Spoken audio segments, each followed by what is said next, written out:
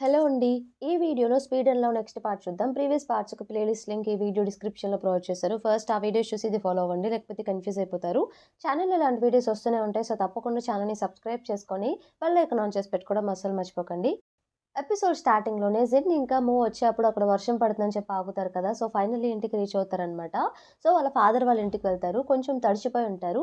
So, వెళ్ళగానే తనేమో స్నానం చేసి నా హెయిర్‌ని బ్లో డ్రై చేయాలని చెప్పేసి జిన్‌కి చెప్తుందనమాట. జిన్ ఇక సరే అని చెప్పేసి తన హెయిర్‌ని బ్లో డ్రై చేస్తూ ఉంటాడు.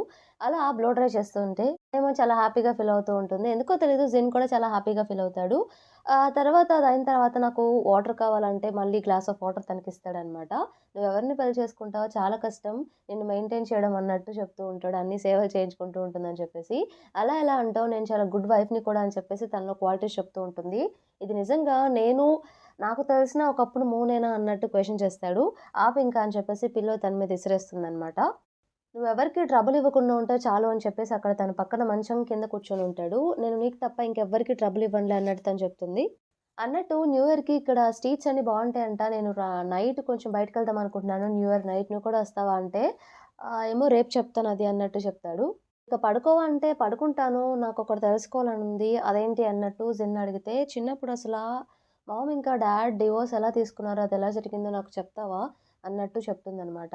జిన్ సరే చెప్తానని చెప్పేసి, ఒక ఫ్లవర్ పాట్ మీ mom favourite flower pot dad అది పగలగొట్టేసాడని చెప్పి డివోర్స్ అయిందంటే, ఏంటి అంత చిన్న రీజన్‌కి డివోర్స్ అయిందా అన్నట్టు తను షాక్ అవుతుంది. పాస్ట్‌లో జరిగింది కూడా చూపిస్తారనమాట. ఆ ఫ్లవర్ పాట్ పగలగొట్టేసి ఇంట్లో ప్లేస్ లేకపోతే ఇవన్నీ తెచ్చి పెడతావని చెప్పి అతను వెళ్ళిపోతాడు. వాళ్ళ మామ్ ఏమో ఏడుస్తూ అక్కడ కూర్చొనుంటే అప్పుడే జిన్ అక్కడికొస్తే, "ఇంకెప్పుడు నువ్వు ఇలాంటి పనులైతే చేయకు, తప్పించుకోవడానికి చూడకు" అంటే అతనికి చెప్తూ ఉంటాడు జిన్‌కి కూడా, "మీ నాన్నలాగైతే నువ్వు ఉండకు" అని చెప్పేసి జిన్ సరే అని చెప్తాడు. అదే ఇప్పుడు మోముకి కూడా చెప్తూ ఉంటాడు. ఫ్లవర్ పాట్ పగలగొట్టినందుకే కాదు, పగలగొట్టినందువల్ల డివోర్స్ ఏమి ఇవ్వలేదు. బట్ నెక్స్ట్ డే కూడా కొన్ని డేస్ చూసింది. ఒక్కరోజు కూడా తనకి సారీ చెప్పలేదు. తనకది చాలా బాధ అనిపించింది. తప్పు చేసి కూడా సారీ చెప్పినందుకు. అందుకు డివోర్స్ తీసుకున్నారు అన్నట్టు తను చెప్తాడు.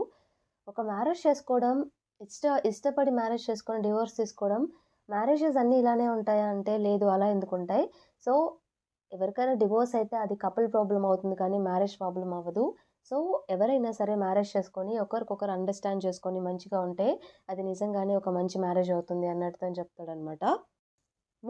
నువ్వొక మంచి హస్బెండ్ అవుతావు కన్ఫర్మ్‌గా అంటే అది నువ్వెలా చెప్తావు? నాకు కాబోయే వైఫ్ చెప్పాలి అన్నట్టు తను చెప్తాడు. నాకిప్పుడే చిన్నప్పుడు జరిగింది ఒకటి గుర్తొచ్చింది. అదేంటంటే ఒకరోజు మామ్ ఇంకా డ్యాడ్ గొడవ పడుతూ ఉంటే నాకు భయపడి నేను బెడ్ కింద దాక్కున్నాను. అక్కడే పడుకుండిపోయాను. నెక్స్ట్ డే మార్నింగ్ నువ్వు నన్ను తిడతావేమో అని చెప్పి అనుకున్నాను. బట్ నువ్వు నన్నేమి అనలేదు అన్నట్టు తను చెప్తుంది. మరేమంటాను నేనంటే, ఎప్పుడు నేను చిలిపి పనులు చేస్తూ ఉంటే తిడుతూ ఉంటావు కదా! అందుకే తిడతావని చెప్పి ఎక్స్‌పెక్ట్ చేశానన్నట్టు అంటుందనమాట. సరే ఇక పడుకో నేను వెళ్తానంటే, వెళ్తున్నావంటే లేదు ఎక్కడికి వెళ్ళను ఇంట్లోనే ఉంటానులే అన్నట్టు చెప్తాడు. హాల్‌లో వెళ్లి కూర్చుంటాడు. అక్కడ హాల్‌లో కూర్చొని తిని గురించి ఆలోచిస్తూ ఉంటాడనమాట. అసలెందుకు నా ఎవ్రీ థాట్‌లో తనే నాకు గుర్తొస్తూ ఉంది. అసలొచ్చినప్పటి నుండి తనెంత క్యూట్‌గా ఇంకా చాలా నాకు తనతోనే టైమ్ స్పెండ్ చేయాలని చెప్పి ఇలా నాకెందుకు అనిపిస్తుంది? నాకేం అర్థం కావట్లేదు. ఇన్ని ఇయర్స్ తనకి దూరంగా ఉండి చాలా బాధపడ్డాను. బట్ ఇప్పుడు మాత్రం తనను వదులుకోని తనకి దూరంగా ఉండాలని నాకు అస్సలు లేదు అని చెప్పేసి అన్నీ వాళ్ళిద్దరి మధ్య జరిగిన పాస్ట్ మూమెంట్స్ అన్నీ గుర్తు చేసుకుంటూ ఉంటాడు. మళ్ళీ రూమ్ లోపలికి వెళ్ళి తన బెడ్‌షీట్ కప్పుకోకపోతే బెడ్‌షీట్ కప్పుతూ ఉంటే తనొచ్చేసి నిద్రలేలా చెప్తూ ఉంటుందనమాట. "నీకోసం నేను న్యూ ఇయర్ గిఫ్ట్ ఒకటి ప్రిపేర్ చేశాను. త్వరలోనే నీకు తెలుస్తుందని" చెప్పి మాట్లాడుతూ ఉంటుంది. అది అజిన్ కూడా వింటాడు. నెక్స్ట్ డే వచ్చేసి లిన్ ఏం చేస్తాడంటే యాంగ్‌ని పిలిపిస్తాడనమాట. లాస్ట్ టైమ్ తన మోముకి నేర్పిస్తున్నప్పుడు వీడియో తీయమని చెప్పి చెప్తాడు కదా! ఆ వీడియో ఫార్వర్డ్ చేయమని చెప్పడానికే పిలిపిస్తాడు. సో, యాన్ వచ్చేసి ఆ వీడియో లిన్‌కి ఫార్వర్డ్ చేస్తాడు. ఆ వీడియో యూజ్ చేసుకొని ఎలా అయినా సరే ఆహ్, క్వీన్‌తో ఒక రేస్ ఏర్పాటు చేసుకోవాలని చెప్పి అనుకుంటాడు. క్వీన్‌ని ఒక ప్లేస్‌కి రమ్మని చెప్తాడనమాట జిన్‌ని. ఆ వీడియో ఆల్రెడీ జిన్‌కి కూడా పంపించుంటాడు.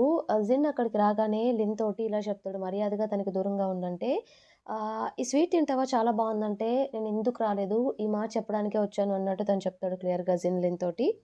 "నాకు తన మీద అంత ఇంట్రెస్ట్ లేదు. నేను తన కోసం ఇదంతా చేయలేదంటే, మరెవరి కోసం చేశావు ఇదంతా" అంటే, "నీకు కావాల్సింది నా దగ్గరుంది అంటే, నాకేది అవసరం లేదు. నువ్వు తనకు దూరంగా ఉంటే అదే చాలు" అన్నట్టు తను చెప్తాడనమాట. బట్ నాకొక్క కండిషన్ మనిద్దరం ఒక రేస్ పెట్టుకోవాలి అన్నట్టంటే, "నాకస్సలు ఇంట్రెస్ట్ లేదు. నేను వెళ్తున్నాను. మర్యాదగా తనకు దూరంగా ఉండు" అని చెప్పి వెళ్ళిపోతుంటే, "ఒక్క నిమిషం ఆగు. ఈరోజు నైట్ నాన్నతో కలిసి తన పార్టీలో పార్టిసిపేట్ చేస్తుంది కదా!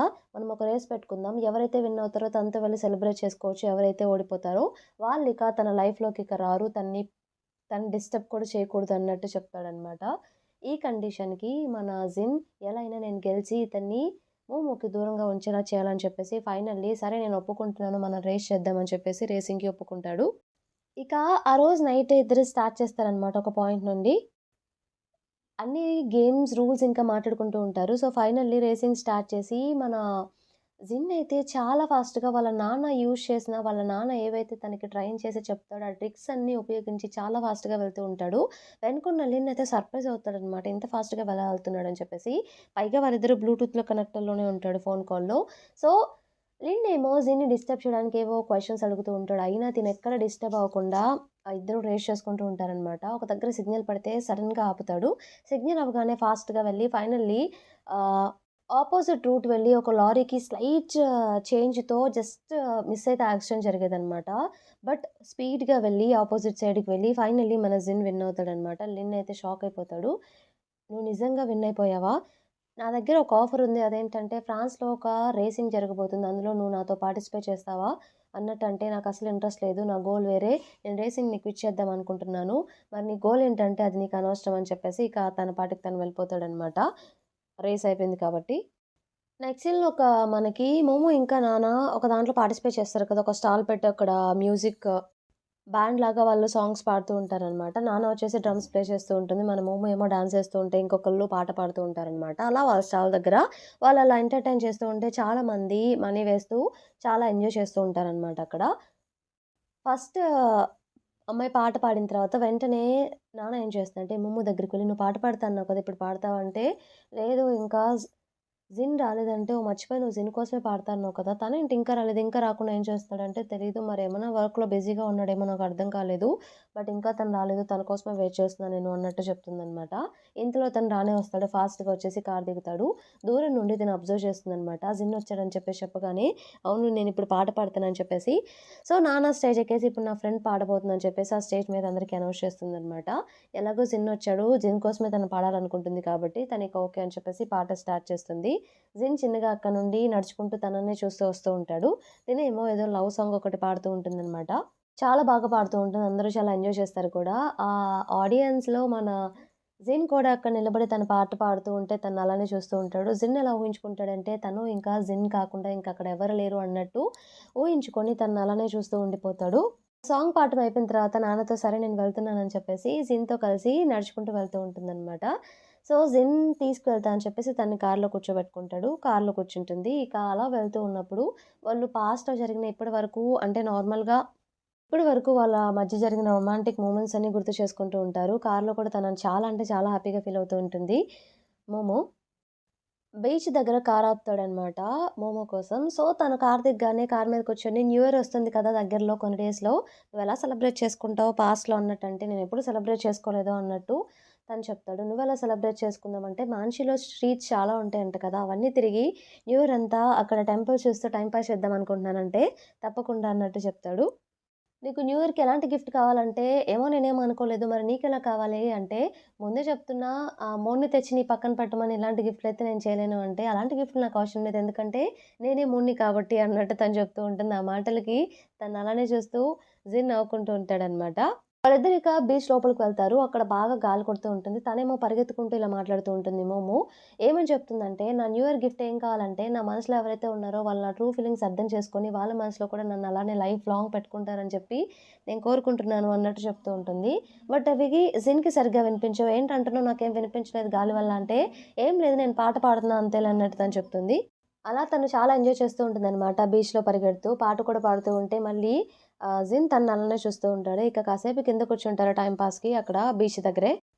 ఇక వెళ్దామా లేట్ అవుతుందని చెప్పి జిన్ అంటే, "లేదు లేదు మెటార్ షో ఒకటుందంట వస్తుందంట కన్ఫర్మ్‌గా. అదొచ్చినప్పుడు మన కోరికలు ఏం కోరుకున్నా అది నెరవేరుతుంది. సో, ఉందాం ప్లీజ్ ప్లీజ్" అంటే, సరే అని చెప్పేసి ఇద్దరు వెయిట్ చేస్తూ ఉంటారు. ఆ మాట చెప్పి తనే ఇక నిద్రపోతుందనమాట. జిన్ షోల్డర్ మీద పడుకొని. ఇక జిన్ కాసేపు ఆగి తనని కూడా ఇంటికి తీసుకెళ్ళిపోతాడు. నెక్స్ట్ డే మోమో స్కూల్‌కి వెళ్ళగానే పాన్‌కే వచ్చేసి, "యస్టర్‌డే నువ్వేంటి జాంగ్‌తో ఏం మాట్లాడుతున్నావు? అతను చాలా డేంజరస్ అతనితో తిరక్కు నువ్వు" అంటే, "నీకెలా తెలుసు అతను బ్యాడ్ బాయ్" అంటే, "3 ఇయర్స్ నుండి ఇదే ఫౌండేషన్ కోర్స్ చేస్తున్నాడు. కాలేజ్‌కెళ్ళే ఉద్దేశం కూడా లేదు. బాగా చదవడు కూడా. బ్యాడ్ గాయ్ అని చెప్పి అందరూ అనుకుంటున్నారంటే, నేను తనతో మాట్లాడాలి పదా" అని చెప్పేసి అక్కడికి తీసుకెళ్తుందనమాట. జాంగ్ దగ్గరికి ఆ క్లాస్ రూమ్ దగ్గరికి తీసుకొని లోపలికి వెళ్లి అతన్ని బయటికి పిలువు అన్నట్టు పాన్‌కాయని పంపిస్తుంది. నేను భయపడుతున్నానంటే పర్లేదు వెళ్ళు అని చెప్పి తోసేస్తుందనమాట. ఫైనల్లీ అతను జాంగ్ దగ్గరికి వెళ్లి నీ కోసం బయట ఒకరు వెయిట్ చేస్తున్నారు అన్నట్టు చెప్తాడు. జాంగ్ బయటకొస్తే నీకు బ్రాండీ తెలుసా అన్నట్టు తిను క్వెషన్ చేస్తుందనమాట. ఆ! తెలుసు అయితే ఏంటి అంటే నువ్వు నిన్న బ్రాండీకి ఏమిచ్చావు అన్నట్టంటే బ్లూ ప్రింట్స్ ఇచ్చాను అంటే నేను బ్రాండీకి టెనెంట్‌లో ఉంటాను. అవి నువ్వెందుకిచ్చావంటే మా బ్రదర్ ఇవ్వమని చెప్పాడు అందుకే ఇచ్చానంటే మీ బ్రదర్ ఎవరంటే నీకెందుకు అదంతా అంటే ఒక కార్ ఫ్యాక్టరీలో వర్క్ చేస్తూ ఉంటారు అన్నట్టు చెప్తాడనమాట. నీ దగ్గర చాలా క్వెషన్స్ ఉన్నాయి. అసలు నీకేం కావాలనంటే, "ఏం లేదు థాంక్ యూ" అని చెప్పేసి తనంటుంది. తనింక జాంగ్ లోపలికి వెళ్ళిపోతాడు. పాన్‌కి క్వెషన్ చేస్తాడు. "నువ్వేమైనా భయపడ్డావా?" అంటే, "అదేం లేదు" అని చెప్పేసి ఈవినింగ్ అక్కడికి వెళ్ళి బ్రాండీని అడుగుతుందనమాట. "ఈ బ్లూ ప్రింట్స్ కార్‌వి నీకు జాంగే ఇచ్చాడు కదా!" అంటే, "నీకెలా తెలుసు?" అంటే, "అతను నా స్కూలే. అతను నాకు తెలుసు కూడా" అన్నట్టు తను చెప్తుంది. "ఇవన్నీ తనెందుకు అడిగావు? నా గురించి నా మీద కన్సర్న్ చూపిస్తున్నావా?" అంటే లేదు అన్నట్టు తను చెప్తుందనమాట. రేపు మార్నింగ్ నేను వేరే ప్లేస్‌కి వెళ్తున్నాను. కార్ గురించి అన్నట్టు తను చెప్తాడు. అవునా! సరే అని చెప్పేసి తను లోపలికి వెళ్ళిపోతుంది. ఇంతటితో మనకి ఈ పార్ట్ కంప్లీట్ అయిపోతుంది. ఈ పార్ట్ మీకు నచ్చిందని చెప్పేసి అనుకుంటున్నాను. నచ్చితే తప్పకుండా ఛానెల్‌ని సబ్స్క్రైబ్ చేయండి. అలాగే వీడియోని లైక్ చేయండి. Thank you for watching.